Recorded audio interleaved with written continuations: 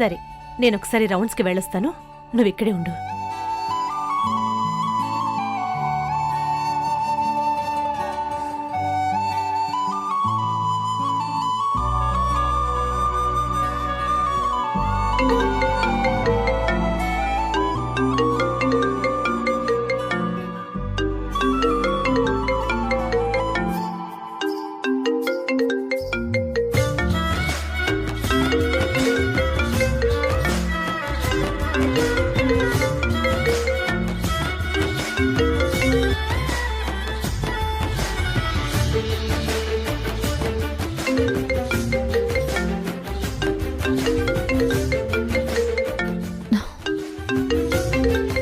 ఎన్నిసార్లు కాల్ చేస్తున్నారంటే ఏదైనా ఎమర్జెన్సీ అయి ఉంటుంది.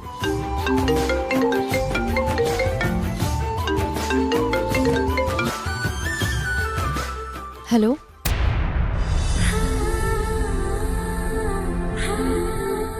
హలో, డాక్టర్ గారు రౌండ్స్కి వెళ్ళారు. ఒక 5 minutes అయ్యాక కాల్ చేయండి.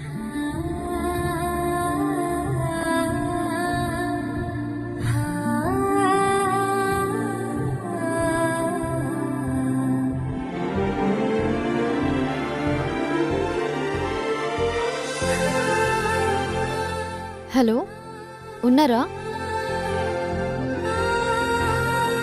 చెకప్ పూర్తయిపోయిందా ఉషా? గాలిలో చిందులు వేసిన జెండాలా చిందులు వేసెను నువ్వు వచ్చావని నా ప్రాణం ఒడ్డున నావను చూసిన తీరవులా సందడి చేసెను నిన్నే చూసిన నా లోకం. రెగ్యులర్గా టాబ్లెట్స్ వాడుతూ హెల్త్ని జాగ్రత్తగా కాపాడుకో ఉషా. మళ్ళీ నిన్ను చూస్తే చాలు నీకోసం వేచుండే ప్రాణంగా ఈ బుజ్జి తల్లి నీకోసం దాచింది ప్రేమంతా నీ బుజ్జి తల్లి.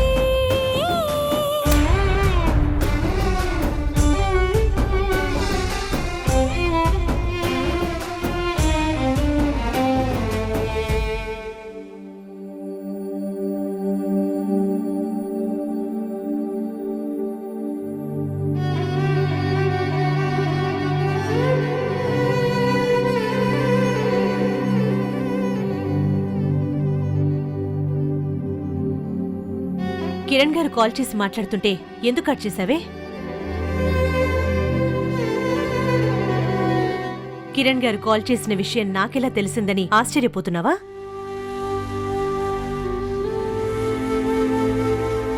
నువ్వు ఏ ఫుడ్ తినాలో, ఎప్పుడు టాబ్లెట్స్ వేసుకోవాలో, ఎన్ని రోజులకు చెకప్కి రావాలో అని నీ గురించి ప్రతి విషయం తెలుసుకుంటున్నారు కిరణ్ గారు. ఏంటి నువ్వు చెప్పేది? అవునే, నీ ఆరోగ్యం గురించి నీకన్నా కిరణ్ గారు ఎక్కువ వరి అవుతున్నారు.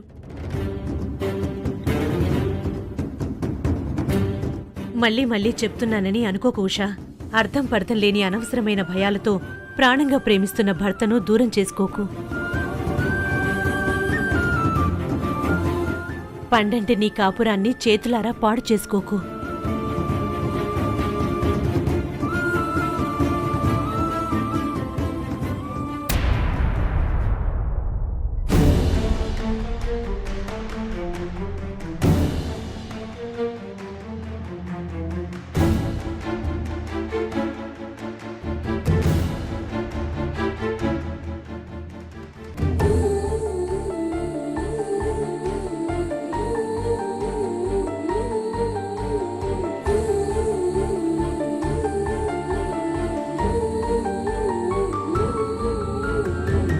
మీకు నేను ఆ రోజు చెప్పింది మరోసారి వెరిఫై చేసుకున్నాను తరుణ్ గారు.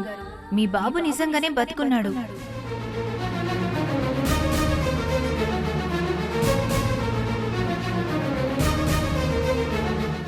తరుణ్, ఏంటి ఇంత ఆలస్యమైంది? ఈ రోజు త్వరగా వచ్చేస్తానని చెప్పావు కదా. ఏం చెప్పమంటావు హారిక? ఉదయం నుంచి మా కమిషనర్ గారు మీటింగుల మీద మీటింగులు పెట్టారు. దాంతో ఈరోజు అసలు ఆఫీస్ నుంచి కదలడానికి కూడా వీల్లేనంత బిజీగా ఉన్నాను. అందుకే లేట్ అయింది.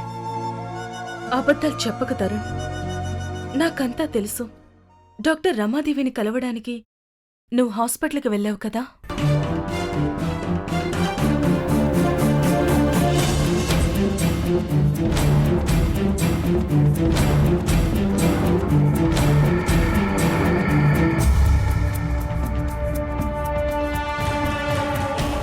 చెప్పు తరుణ్. నేను డాక్టర్ రమాదేవిని కలవడం ఏంటి? అసలు ఏం మాట్లాడుతున్నావు హారిక నువ్వు? బుకాయించుకు తరుణ్. నువ్వు డాక్టర్ రమాదేవి హాస్పిటల్కి వెళ్ళడాన్ని అత్తయ్య గారు చూశారు. ఆ విషయం నాకు చెప్పారు.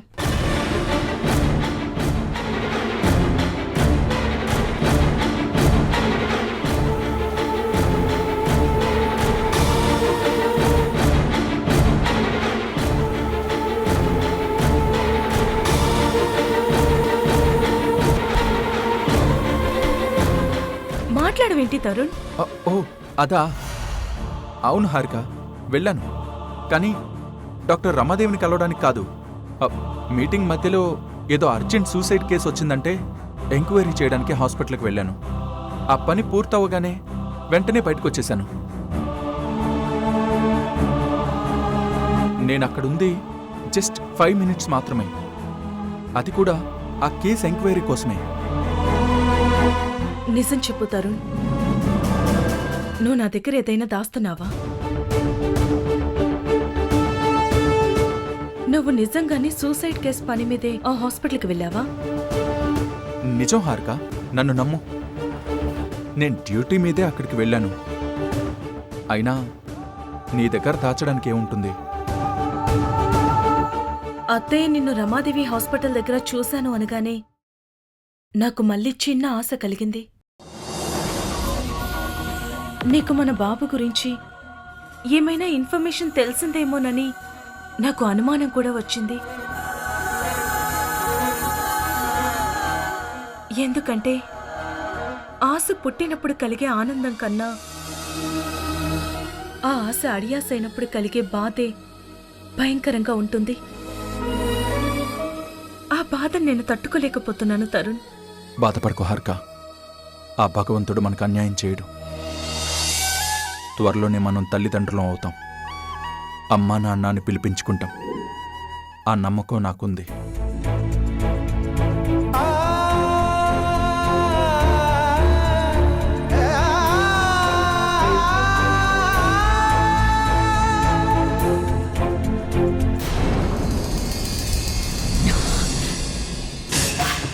ఈ కొత్త ట్విస్ట్ ఏంటబ్బా? ఆయన కొడుకు పుట్టగానే చనిపోయాడని అనుకున్నారుగా, మళ్ళీ బ్రతికే ఉన్నాడని వీళ్ళకి అనుమానం ఎందుకు వచ్చింది? అసలు ఏం జరిగి ఉంటుంది? జరిగింది ఏదైనా జరగాల్సిన దాన్ని నాకు అనుకూలంగా మార్చుకోవాలి. ఈ ఇష్యూని అడ్డం పెట్టుకుని ఈ కుటుంబంతో కాట ఆడుకోవాలి. వినిపించట్లేదేంటి? ఉండు.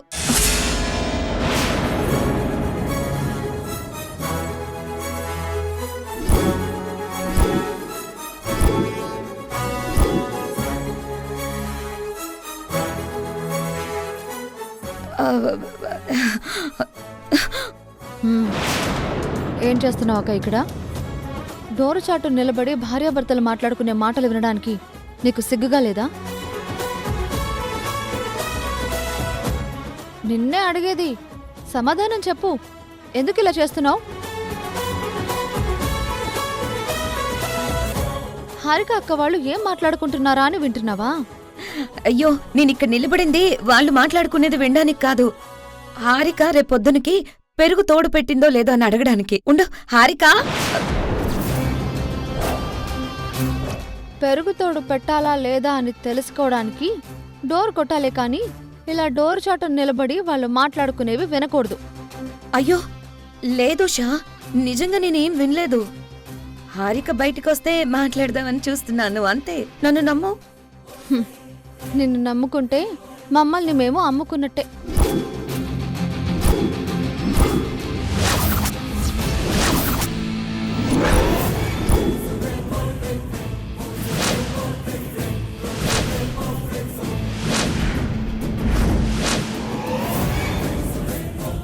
చూసింది చాలు, వెళ్ళు.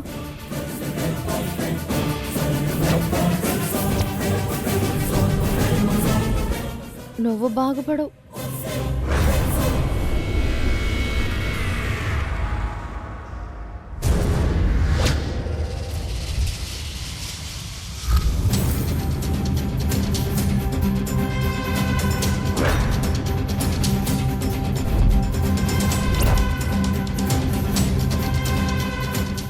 మేఘనా, అసలు నీకు బుద్ధి ఉందా లేదా? ఇప్పుడు ఏమైంది సంజయ్? ఎందుకు అలా అరుస్తున్నావు? మా నాన్నగారికి కనీస గౌరవం ఇవ్వకుండా ఆయన ముందే కాలు మీద కాలు వేసుకొని కూర్చున్నావంట కదా. ఎంత ధైర్యం నీకు? కనీసం ఆయన వయసుకైనా రెస్పెక్ట్ ఇవ్వాలన్న కామన్ సెన్స్ లేదా నీకు? ఓహో, అప్పుడే విషయం నీ దాకా మోసేసిందా? గ్రేట్. అయినా ఈ మధ్య ఇంట్లో వంటలు వండడం కంటే మాటలు కూడా వండడం ఎక్కువైపోయింది. నోర్మయ్,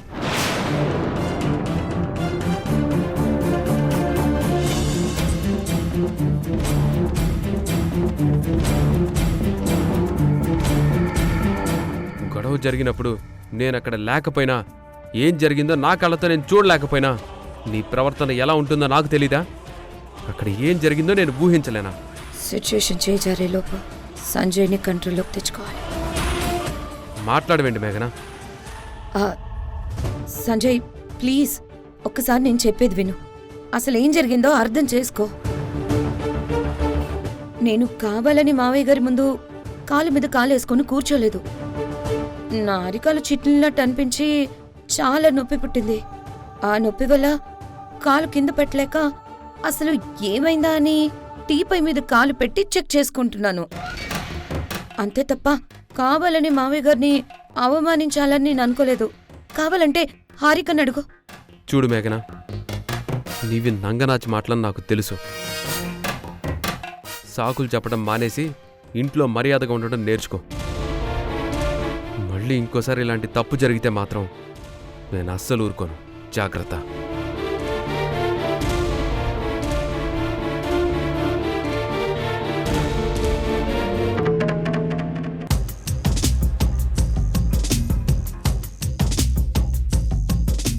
అక్క, పూజ గదిలో నూనె బాటిల్ అయిపోయింది.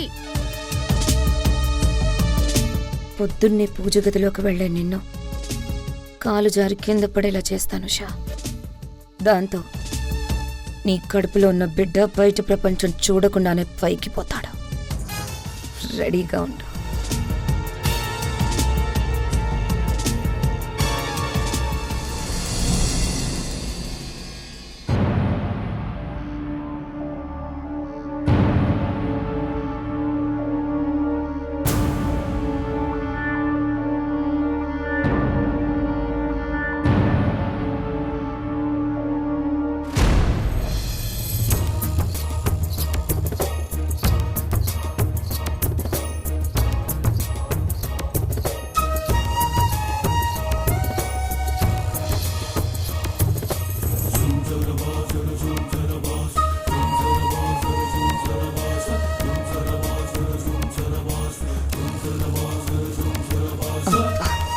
అర్ధరాత్రి 12 అయింది. అరాచకాలు చేయడానికి ఇది అద్భుతమైన ముహూర్తం.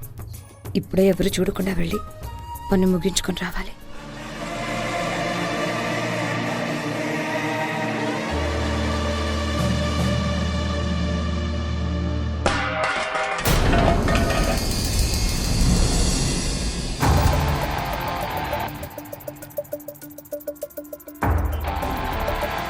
ఏమైంది మేఘనా? ఈ టైంలో పడుకోకుండా ఏం చేస్తున్నావు? ఎక్కడికి వెళ్తున్నావు? అదే నిద్ర పట్టకపోతే అలా బయటికెళ్ళి చల్లగాలి పీల్చుకుందామని. అర్ధరాత్రి మధ్యలో దొరువు అన్నట్టు ఈ టైంలో నువ్వు జుట్టు విరబోసుకొని బయట తిరుగుతుంటే చూసిన వాళ్ళు దెయ్యం అనుకొని దడుచుకు చేస్తారు. వచ్చి పడుకో. అలాగే.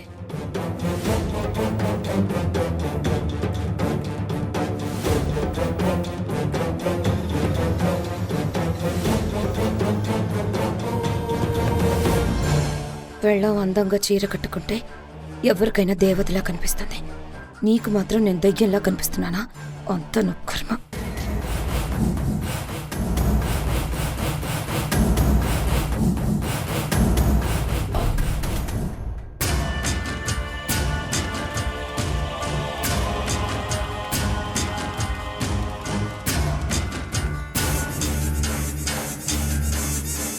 ఎంత అదృష్టం స్వామి, ఇలా పడుకోగానే అలా నిద్ర పట్టేస్తుంది నీకు.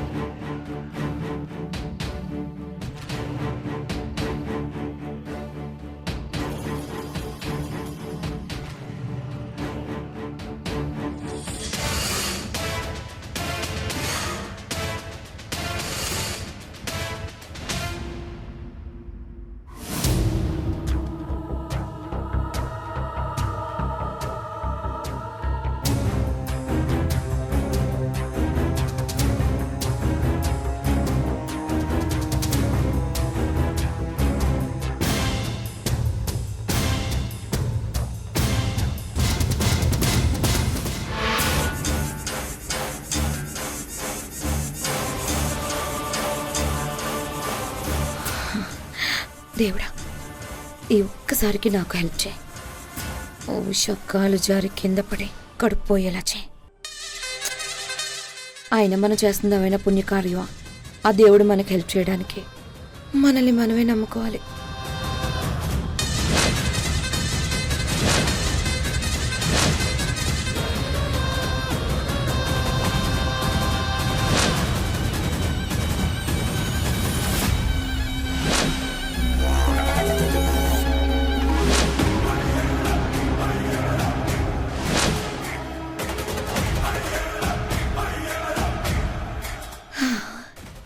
రేపొద్దున్న కాలు జారి కింద పడిపోయిన హుషారుపుతో నిద్రలేస్తాను.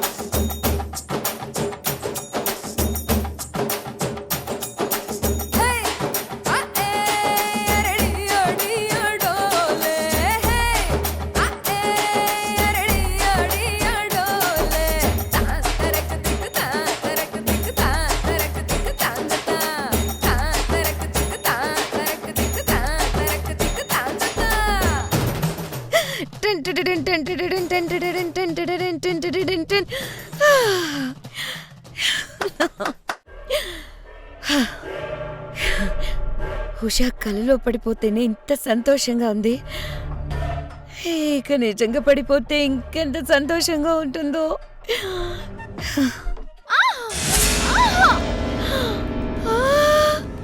నా ప్లాన్ ప్రకారం ఉషా పడిపోయినట్టుంది. వెంటనే అక్కడికి వెళ్ళి ఏవీ తెలియనట్టు దొంగ ఏడుపులు ఏడ్చి అందరి ముందు మంచి మార్కులు కొట్టేయాలి.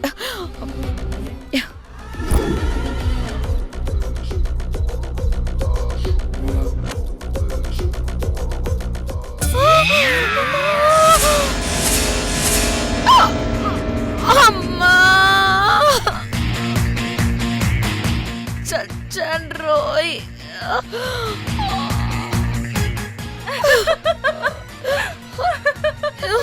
ఏం జరిగింది మేఘనక్క? అంతలాగా కేకలు పెడుతున్నావు? చూస్తే కనిపించడం లేదా? ఇక్కడ ఎవరో ఆయిల్ పోసారు. చూసుకోకుండా ఆయిల్ మీద కాలేసి స్లిప్ కింద పడ్డాను.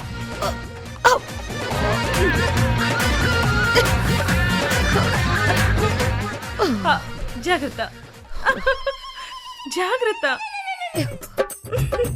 ఏయ్ ఎందుకు నవ్వుతున్నావు? నేను నిజమే చెప్తున్నాను. నాకు తెలిసి ఇక్కడ ఆయిల్ పోయాల్సిన అవసరం ఎవరికి లేదే.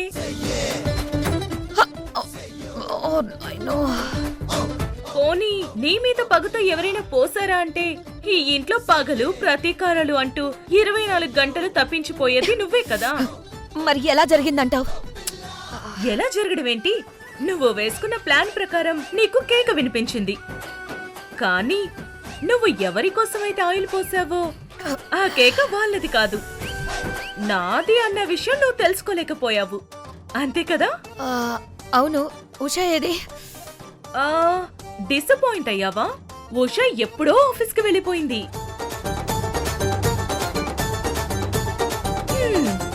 ఇప్పుడు నిజం చెప్పు, ఎవరిని టార్గెట్ చేసావు? నన్నా లేకపోతే ఉషానా? ఏం మాట్లాడుతున్నావు హారిక? అసలు నేనెందుకు ఆయిల్ పోస్తాను? కావాలని మిమ్మల్ని ఎందుకు టార్గెట్ చేస్తాను? అర్థమైంది మేఘనక్క. ఇంత నొప్పిలో కూడా నిన్ను నువ్వు సమర్థించుకుంటున్నావంటే ఆ పని చేసింది నువ్వే అని క్లియర్గా అర్థమైంది. నువ్వు ఆయిల్ పోసింది ఉషా కోసమని కూడా అర్థమైంది. ఏంటి అలా చూస్తున్నావు? ఆయన ఎవరు తీసిన గోతులు వాళ్ళే పడతారు అన్నట్టు నువ్వు పోసిన ఆయిల్ మీద నువ్వే కాలేసి పడ్డావు.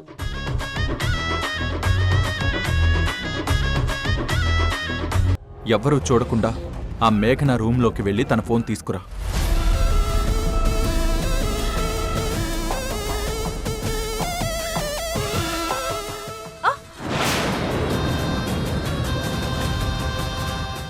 బాసు, ఈ క్యారెస్ తీసుకెళ్ళి కిరణ్ గారికి ఇచ్చి ఆయన్ని తినమని చెప్పు. కిరణ్ సార్, ఉషా మేడం మీకు క్యారేజ్ పంపించారు.